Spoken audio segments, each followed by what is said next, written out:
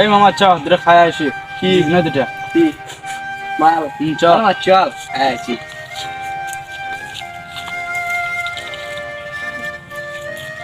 চল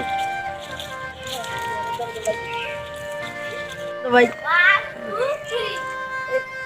আরে ভাই ম্যাচ নাই ভাই নাই ভাই ম্যাচ নেই আচ্ছা ভাই এই মামা দুটো সিগারেট দেন তো